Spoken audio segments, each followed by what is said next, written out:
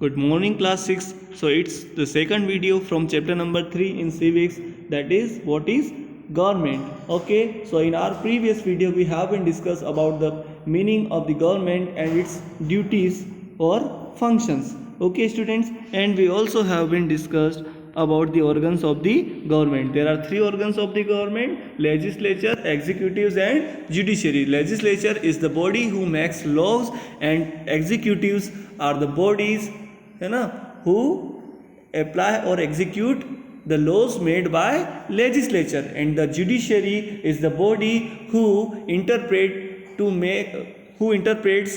to laws which are made by legislatures and enacted by or executed by executives. Okay, तो ये government के तीन अंग होते हैं: लेजिस्लेचर, एग्जीक्यूटिव और जुडिशरी. लेजिस्लेचर जो कानून बनाते हैं और एग्जीक्यूटिव जो उन कानून को लागू करते हैं, और जुडिशरी यानी जो बने हुए और लागू किए हुए कानूनों को इंटरप्रेट करती है, यानी उनकी समीक्षा करती है, उनको देखती है कि ये सही से बने हैं कि नहीं, कॉन्स्टिट्यूशन के हिसाब से बने हैं नहीं, या इनको सही से लागू किया गया है या नहीं.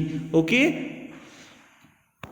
Now students, we are going to read about some basic facilities provided by the government for common people. यानी कॉमन पीपल यानी हम आम लोगों को सरकार क्या बेसिक फैसिलिटीज़ देती है. आप खुद इमेजिन कीजिए क्या देती है. वाटर सप्लाई करती है, इलेक्ट्रिसिटी सप्लाई करती है, ये सरकार का काम है ना. हम इलेक्ट्रिसिटी घर पे बना के सब लोग, ऐसा जो है पॉसिबल नहीं है सबके लिए.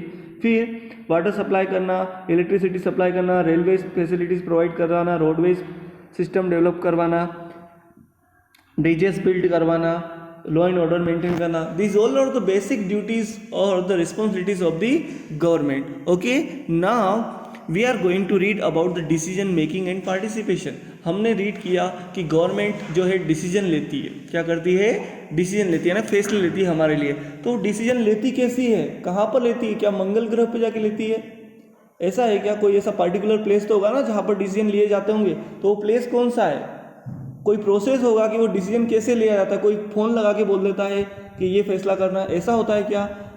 Let's read to get the answer. Decision making and participation यानी निर्णय लेना और सहभागिता. पार्टिसिपेशन होता है यानी सहभागिता. जैसे कबड्डी गेम होता है ना, तो उसमें कोई एक खिलाड़ी थोड़ी ना खेलता है. क्या उसमें 7 प्लेयर्स होते हैं, तो वो आपस में पार्टिसिपेट करते हैं अपनी टीम को विन करने के लिए. करते ना करते नंबर वाइज आते जाते, रेट डालते, पॉइंट्स स्कोर करते हैं अपनी टीम के लिए, और उसके बाद डिसाइड किया जाता है कि कौन सी टीम जो है जीती है. ऐसे ही लोगों का डिसीजन मेकिंग में हमारे कंट्री के लोग कैसे पार्टिसिपेट करते हैं. समझ में आया आपको?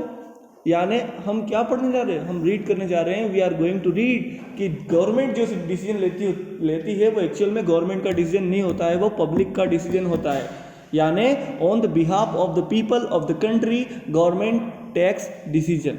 गवर्नमेंट फैसले लेती है लोगों के बिहाफ पर.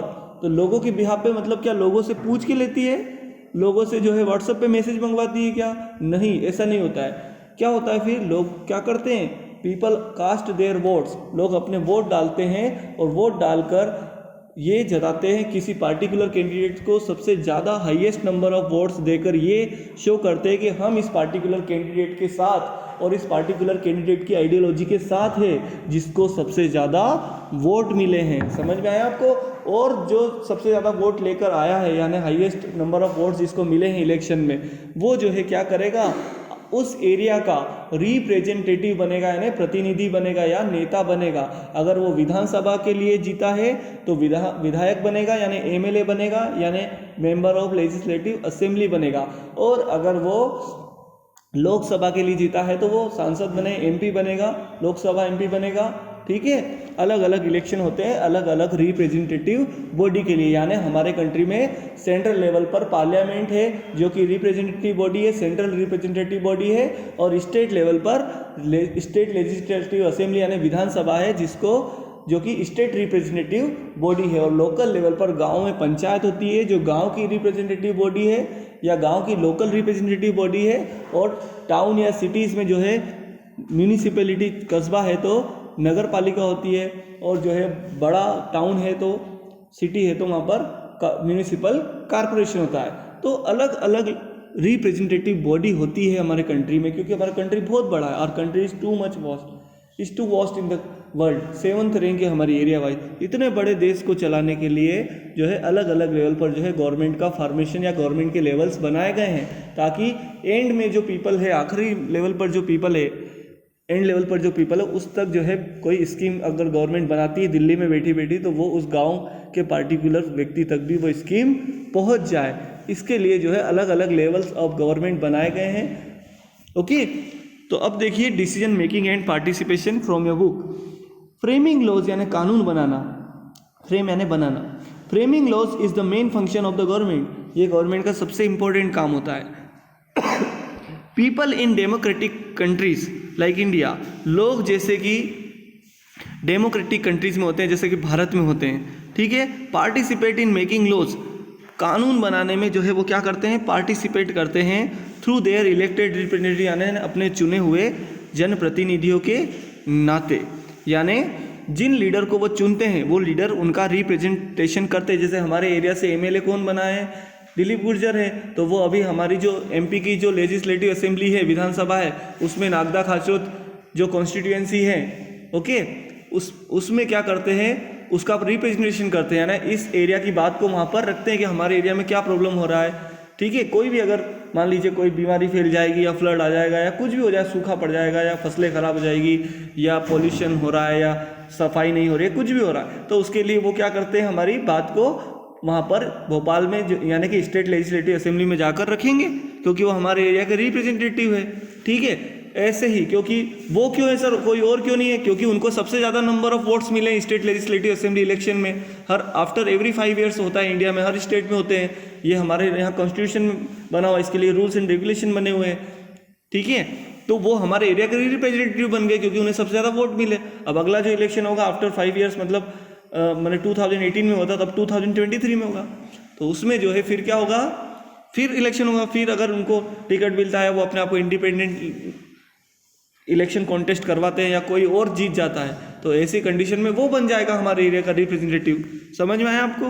तो ये जो हमारे रिप्रेजेंटेटिव है, ये लॉ मेकिंग यानी कानून बनाने का काम करते हैं, यानी डिसीजन मेकिंग का काम करते हैं, यानी निर्णय लेने का काम करते हैं। Okay students, so read here, framing laws यानी कानून बनाना is the main function of the government, ये गवर्नमेंट का सबसे बड़ा काम है, क्योंकि गवर्नमेंट खुद भी लॉ के अकॉर्डिंग ही चलती है, यानी गवर्नमेंट बनने के लिए भी कानून होते हैं। गवर्नमेंट को ऐसे थोड़ी ना बन जाएगी, कोई भी उठ के चला जाएगा बोले मैं आज से प्राइम मिनिस्टर इंडिया का, ऐसा नहीं होता है।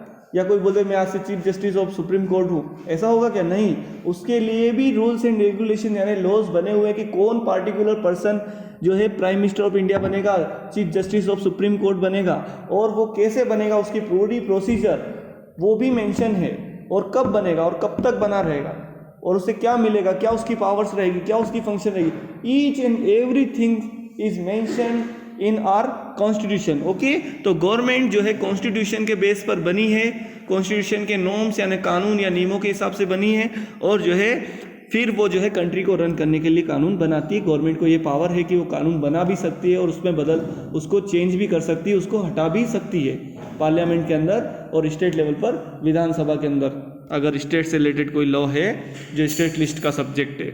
Okay student, again I am going to read, framing laws is the main function of the government, कानून बनाना सरकार का सबसे बड़ा काम होता है। People in democratic countries like India, प्रजातांत्रिक देश जैसे कि भारत, लोग जो है पार्टिसिपेट करते हैं डिसीजन मेकिंग प्रोसेस में थ्रू इलेक्शन यानी वोट डालकर, चुनाव में भाग लेकर। चुनाव में भाग कैसे लेते हैं? वोट डालकर या चुनाव लड़कर, ठीक है। एंड ऐसा करके वो अपना इलेक्टेड अपना रिप्रेजेंटेटिव चुन लेते हैं, यानी एक जीता उम्मीदवार चुनते हैं जो उस एरिया का रिप्रेजेंटेटिव बनता है, उस पार्टिकुलर रिप्रेजेंटेटिव बॉडी में जाने के लिए, उन लोगों का रिप्रेजेंटेशन करने के लिए, प्रतिनिधित्व करने के लिए। Now, participation of citizens in the decision making process of the government is the foundation of any democratic country. यानी participation of citizens in the decision making process, कहने का मतलब निर्णय लेने की जो प्रक्रिया होती है, फैसले लेने की जो प्रोसेस होती है, उसमें लोगों का जो पार्टिसिपेशन होता है, ये किसी भी डेमोक्रेटिक कंट्री यानी किसी भी प्रजातांत्रिक, किसी भी लोकतांत्रिक देश का जो है क्या होता है, एक फाउंडेशन यानी बेस होता है कि लोगों को ये मौका दिया जाता है, लोगों को ये अपॉर्चुनिटी दी जाती है कि वो अपनी राय बता सकते हैं, अपनी आइडियोलॉजी को चुन सकते हैं कि वो किसके साथ है, वो किसको फेवर कर रहे हैं, वो किस तरह के लोगों के साथ जाना चाहते हैं, किस तरह की आइडियोलॉजी के लोगों के साथ जाना चाहते हैं कि उनका देश कैसा होना चाहिए। ओके, तो ये डेमोक्रेटिक कंट्री का सबसे बड़ा या बोल दीजिए फाउंडेशन है या बेस है कि लोग जो है अपने रिप्रेजेंटेटिव को चुन सकते हैं और अपने रिप्रेजेंटेटिव के थ्रू वो क्या करते हैं, पार्टिसिपेट करते हैं। कहाँ पर? डिसीजन मेकिंग प्रोसेस में। ओके स्टूडेंट्स, तो आई होप आपको समझ में आया होगा। Now various levels of the government, ये मैं आपको एक्सप्लेन कर चुका हूँ। सेंट्रल लेवल पर सेंट्रल नेशनल गवर्नमेंट होती है या सेंट्रल गवर्नमेंट होती है, स्टेट लेवल पर स्टेट गवर्नमेंट या ओके, और लोकल लेवल पर लोकल गवर्नमेंट होता है, लाइक पंचायत, म्यूनिसिपैलिटी, खाचों में म्यूनिसिपैलिटी यानी नगर पालिका, ठीक है। अगर बड़ी सिटी यानी उज्जैन है, यहाँ पर population I think more than 2 lakh होती है, इसका नंबर से यानी लोगों की कितनी संख्या, कितने निवासी वहाँ रहते हैं, उस बेस पर ये डिवाइड किया गया है कि कहाँ पर पंचायत होगी, कहाँ पर जो है म्यूनिसिपैलिटी होगी या म्यूनिसिपल काउंसिल होगी, या जो है वहाँ पर क्या होगी, म्यूनिसिपल कॉर्पोरेशन यानी नगर निगम होगा, ठीक है। बड़ी सिटीज़ में नगर निगम होते हैं, बड़े शहरों में। Now different forms of government यानी सरकार के अलग अलग रूप, तो देखिए कौन कौन से, मेनली वैसे तो बहुत सारे, but here I think in your book 3 और 4 are given. First which we are going to read, that is monarchy. Monarchy क्या होता है? The monarchy, in the monarchial form of government a particular family rule और particular ruler and his heirs और his blood relatives. कोई particular व्यक्ति होता है, राजा या रानी, उसके बेटे बेटी यानी उसके वंशज, उसका क्लेन, उसका वंश, या उसके ब्लड रिलेटिव्स यानी खूनी रिश्तेदार यानी चाचा, मामा, फूफा, ताऊ, जो भी आप बोले, what ever you can say, वो जो है क्या करते हैं, कंट्री को चलाते होंगे। तो इस तरह की जो सरकार होती है वो किस तरह की या इस तरह का रूल जो होता है वो कौन सा रूल होता है? मोनार्की होता है। Okay, and this kind of government is known as monarchial government. In Hindi राजाशाही हम बोल सकते हैं, राजा या रानी की सरकार। So student read here from your book. In the ancient time यानी प्राचीन समय में क्या होता था, पुराने जमाने में, एंड मीडिएवल पीरियड यानी 18th सेंचुरी तक क्या हुआ, ये जो हिस्ट्री के जो पीरियड है, एंशिएंट हिस्ट्री और मीडिएवल हिस्ट्री, क्या हुआ, मोनार्की और kingship was the most common form of government. यानी दुनिया के ज़्यादातर देशों में कैसी सरकार थी? राजा या रानी की सरकार थी, यानी मोनार्कियल फॉर्म ऑफ गवर्नमेंट था। वेयर बाय, जहाँ पर क्या होता था, अ किंग और क्वीन फॉर्म द गवर्नमेंट, कोई राजा या रानी सरकार बनाते थे। Monarchial form of government was strengthened by the divine rights. Monarchial form of government यानी राजाशाही वाली जो सरकार होती थी, उसमें क्या होता था कि एक डिवाइन राइट यानी एक अद्वितीय शक्ति जो होती राजा या रानी के पास होती थी, यानी उन्हीं के पास होती थी। Theory which consider kings to be the representative of God, और ये डिवाइन राइट्स की ये जो थ्योरी है ये क्या बताती है कि राजा या रानी जो है वो क्या है, भगवान है, वो जो कहे वो आपका मानना है, ठीक है। किस ये डिवाइन राइट्स वाली थ्योरी कौन से फॉर्म ऑफ गवर्नमेंट में है? मोनार्कियल फॉर्म ऑफ गवर्नमेंट में, जहाँ पर राजा या रानी को गॉड कंसिडर किया जाता है। गॉड यानी देवता, भगवान, ऑन द अर्थ यानी पृथ्वी पर, ठीक है। The monarch had the absolute right to take decision, और जो मोनार्क होता है यानी जो रूलर होता है उसके पास एब्सोल्यूट पावर यानी उसके पास संप्रभु शक्ति होती है, वो ही डिसीजन लेता है। His word was considered a law, और वो जो बोल दे वही कानून। वो बोल दे कि आज से तुम्हें सड़क पर उल्टे चलना है तो उल्टे चलो, वो बोल दे आज से ट्रेन के एक एक डिब्बे आगे जाएंगे तो एक एक डिब्बे आगे जाएंगे। समझ में आया? यानी कहने का मतलब जो वो राजा या रानी बोल दे, जो वो मोनार्क बोल दे, वो ही जो है, क्योंकि भगवान, उसको भगवान माना है, गॉड माना है, डिवाइन थ्योरी, डिवाइन राइट्स उसके हैं, यानी उसके जैसे और किसी के नहीं। वो जो बोले वो करना है तो हमें तो ऐसे ही करना है। तो यानी मैंने जो एग्जांपल दिए हैं वो आपको थोड़ा हंसी आएगी, लेकिन कहने का मतलब जो है ये जो रूलर्स जो होते थे वो जनरली ऐसे ही डिसीजन लेते थे, उल्टे सीधे, जो उनको सही लगता था। इतने भी नहीं जैसे मैंने आपको एग्जांपल बताया, पर कहने का मतलब जिनसे लोगों को कोई फायदा नहीं होता था, ज़्यादातर लोग परेशान ही रहते थे, ठीक है। तो यानी अच्छा फॉर्म नहीं है गवर्नमेंट का, ये कोई अच्छा फॉर्म नहीं है किंग और क्वीन का जो रूल होता है, ठीक है। तो आप कहेंगे सर आज हमारा डेमोक्रेसी भी अच्छा नहीं है, इसमें भी लीडर्स करप्ट होते हैं, धोखाधड़ी करते हैं, अपना ही फ़ायदा देखते रहते हैं, वोट कास्ट करते हैं, उसके बाद भूल जाते हैं, वोट लेने के बाद, जीतने के बाद हमारे रिप्रेजेंटेटिव बन जाते हैं, उसके बाद आते नहीं।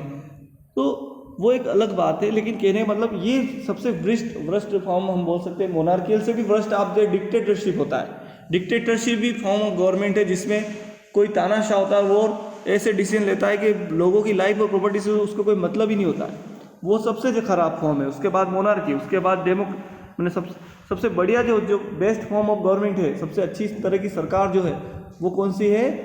डेमोक्रेटिक गवर्नमेंट है, लोकतांत्रिक सरकार है, प्रजातांत्रिक सरकार है। चलिए, it was a hereditary form of government. तो ये जो गवर्नमेंट है, मोनार्कियल गवर्नमेंट, ये हेरिडिटरी फॉर्म है सरकार का, यानी आनुवंशिक रूप है, यानी राजा के बाद उसका बेटा, उसका बेटा, उसकी बेटी, बेटी का बेटा, ये चलता रहता है, या उनके blood relatives. In which the king और queen inherited the throne, inherit करना यानी गद्दी पर बैठना या राज्य को प्राप्त करना, थ्रोन यानी सिंहासन, गद्दी, फ्रॉम देयर फादर और मदर, उनके माता या पिता से, मोनार्कियल फॉर्म में ऑफ गवर्नमेंट में। नाउ डिक्टेटरशिप क्या होता है? अभी हाल मैंने आपको बताया, let's read here. It is a form of government in which all the authority and power is injured by the one person. ये इस तरह की सरकार का रूप होता है जहाँ पर सारी अधिसत्ता और शक्ति जो है कोई एक आदमी जो है, एक पर्सन जो होता है वो इंजॉय करता है, वही डिसीजन लेता है। हु डज नॉट ओन ओव एनी रिस्पॉन्सिबिलिटी, जिसकी कोई जिम्मेदारी तो होती ही नहीं है। उसकी मर्जी हो तो भले 6 महीने तक सोया रहे, भले लोग मर जाए, उसकी मर्जी हो तो वो अपने देश को बचाए, उसकी मर्जी हो तो दूसरे देश पे हमला कर दे। कहने का मतलब जो है कि जो वो चाहे वो करे, उससे कोई क्वेश्चन नहीं कर सकता। डिक्टेटरशिप जो गवर्नमेंट होती है उसमें people do not have much right, लोगों के पास कोई ज़्यादा अधिकार नहीं होते, लाइक नॉर्थ कोरिया, इधर देखिए आप, ठीक है। Instead they simply follow the dictates of the dictator, उन्हें डिक्टेटर के डिक्टेट्स को फॉलो करना होता है। एडोल्फ हिटलर जो जर्मनी का था, वाज वन सच डिक्टेटर, वो इसी तरह का एक डिक्टेटर था जिसने कई सारे लोगों को जो है मार दिया था, अपनी मर्जी से, अपनी हार को देखते हुए भी उसने जो है मारा बहुत सारे लोगों को। Now and even at the end वो खुद भी अपने आप को सुसाइड कर लिया उसने। डेमोक्रेटिक फॉर्म ऑफ गवर्नमेंट होता है, इंडिया में जो गवर्नमेंट है वो डेमोक्रेटिक फॉर्म ऑफ गवर्नमेंट है। अब ये 2 टाइप्स की हो सकती है, एक डायरेक्ट डेमोक्रेटिक गवर्नमेंट और दूसरी होती है इनडायरेक्ट डेमोक्रेटिक गवर्नमेंट। तो डायरेक्ट डेमोक्रेसी या indirect democracy, these are the 2 types of democratic government. In India we are having indirect democratic government या इनडायरेक्ट डेमोक्रेसी। डायरेक्ट डेमोक्रेसी में लोग, सभी लोगों से राय ली जाती है, सब लोगों को बुलाया जाता है, उनसे फैसले करवाए जाते हैं। और इनडायरेक्ट डेमोक्रेसी में लोगों से अपना रिप्रेजेंटेटिव यानी अपने लोगों में से कोई एक चुन, जैसे आपको क्लास में क्लास मॉनिटर चुनते हैं ना, ऐसे एक व्यक्ति को चुनना पड़ता है वोट डालकर, जिसको सबसे ज़्यादा वोट मिलते हैं वो आपके एरिया का रिप्रेजेंटेटिव बन जाता है, जैसे आपकी क्लास में मॉनिटर बनता है। तो इनडायरेक्ट डेमोक्रेसी में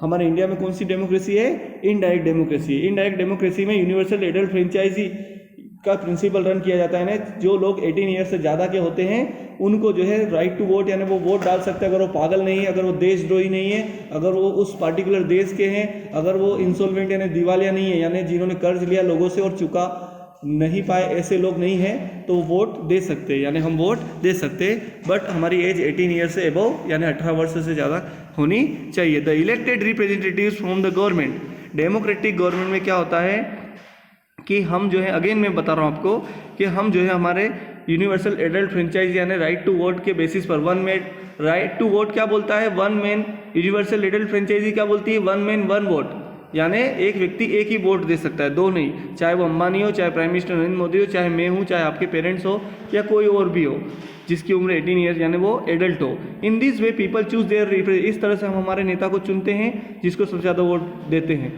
thus they are given the right to vote. और election are held at regular interval, यानी एक निश्चित समयावधि पर, रेगुलर इंटरवल पर चुनाव होते हैं देश के अंदर। आफ्टर 5 ईयर्स होते हैं हमारे यहाँ तो हर तरह के election. They enable the people to choose their representatives.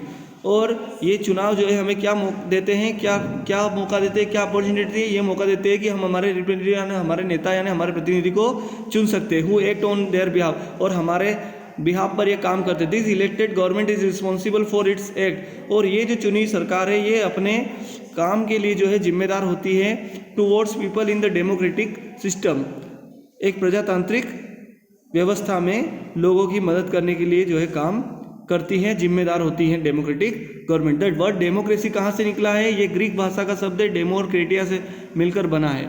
Demos का मतलब होता है पीपल और क्रेटिया मीन्स होता है रूल, यानी लोगों, पीपल्स रूल यानी लोगों का शासन। It is the meaning of democracy in the standard definition. Now students, Abraham Lincoln he wrote about the democracy that democracy is the rule of people by the people from the people, यानी प्रजातंत्र एक ऐसा शासन है जो लोगों का शासन होता है, लोगों के लिए होता है, लोगों से बना हुआ शासन होता है।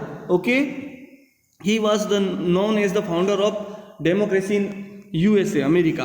अब डॉक्टर भीमराव अम्बेडकर के बारे में पढ़िए। He who was, even we can say he is the founder और we can say the father of the Indian constitution. और founder father of the Indian constitution. He was born into a poor Mahar family. ये महार दलित समूह की जाति है, महार जिसको मतलब निचली जाति बोला जाता था महाराष्ट्र में, वहाँ पर उस जाति में इनका जन्म हुआ जो कि एक गरीब परिवार से थी। ठीक है। Bhimrao Ambedkar overcome social and financial obstacle. Bhimrao Ambedkar ने सामाजिक और फाइनेंशियल यानी आर्थिक या वित्तीय बाधाओं को पार किया और क्या बने, इंडियन ज्यूरिस्ट यानी भारतीय न्यायवादी बने, कानून के जानकार बने, पॉलिटिशियन यानी राजनेता बने, इकोनॉमिस्ट यानी अर्थशास्त्री बने, ठीक है, फिलोसोफर दार्शनिक बने, एंथ्रोपोलॉजिस्ट बने, हिस्टोरियन इतिहासकार बने। He was the principal architect of the Indian constitution यानी father of the Indian constitution उनको बोला गया है। And the first law minister of India, और भारत के पहले कानून मंत्री भी थे। Doctor Bhimrao Ambedkar was the first law minister of the India ने भारत के पहले कानून मंत्री भी थे। फॉर हिज इंटेलेक्ट, उनकी अक्लमंदी या होशियारी या बुद्धिमत्ता के लिए, उनके ज्ञान के लिए, उनकी विद्वता के लिए, हार्ड वर्क यानी कठोर परिश्रम के लिए, एंड स्ट्रगल यानी संघर्ष के लिए, to win equal rights for the Dalit यानी दलितों के लिए समान अधिकार जीतने की या लाने के लिए, देश में स्थापित करने के लिए doctor Bhimrao Ambedkar posthumously awarded the highest civilian honour the Bharat Ratna 1990। इसके लिए उनको भारत का जो सबसे बड़ा सिविलियन अवार्ड यानी नागरिकों को मिलता है, सैनिकों को नहीं। सैनिकों को गैलेंट्री अवार्ड मिलते हैं, परमवीर चक्र, शौर्य चक्र, महावीर चक्र, ऐसे वो हमें नहीं मिलते, हम सिविलियन कॉमन होते हैं। तो सिविलियन लोगों के लिए सबसे बड़ा अवार्ड हो, जैसे सेना के लिए परमवीर चक्र होता है ना, ऐसे हम कॉमन लोगों के लिए कौन सा सबसे बड़ा अवार्ड है भारत का? भारत रत्न। वो 1990 में किसको दिया गया? डॉक्टर भीमराव अम्बेडकर को दिया गया उनके कॉन्ट्रीब्यूशन के लिए। Okay, so students, thanks to all you for listening me, and from your book you also have to read. Okay, this chapter is over now, but one more important fact is given. सफ्रेगेट्स क्या थे? ये जो थे women activist यानी महिला कार्यकर्ता थी जिन्होंने एजिटेटेड यानी आंदोलन चलाया for winning right to vote यानी वोट डालने का अधिकार लेने के लिए। क्या होता था कि पहले लोगों को माने महिलाओं को, वुमेन्स को जो है क्या नहीं था, राइट टू वोट नहीं था। बहुत सारे देश कंट्रीज में, डेवलप्ड कंट्रीज, अमेरिका, ऑस्ट्रेलिया, यहाँ इन लोगों को, वुमेन्स को स्ट्रगल करना पड़ा, इंग्लैंड इनमें आंदोलन करना पड़ा, मूवमेंट चलाना पड़ा राइट टू वोट। पहले वुमेन, हमारे कंट्री इंडिया में तो हमने स्टार्टिंग से ही दिया, ठीक है, क्योंकि हमारे तो ऑलरेडी लेट ही आया। बाकी बहुत सारे देश जिनमें पहले ही डेमोक्रेसी आ चुकी थी, आप बुक में रीड करना वो पेज, ठीक है, उस पर लिखा है, उसमें मेंशन किया है कि कब कब जो है वुमेन्स ने जो है मूवमेंट चलाया राइट टू वोट लेने के लिए, कि हम भी सोसाइटी का पार्ट है, हम भी डिसीजन ले सकते हैं, हमें भी डिसीजन मेकिंग प्रोसेस में शामिल करना चाहिए, हमें भी राइट टू वोट देना चाहिए। ओके स्टूडेंट्स, तो आप चैप्टर रीड करना। Thank you.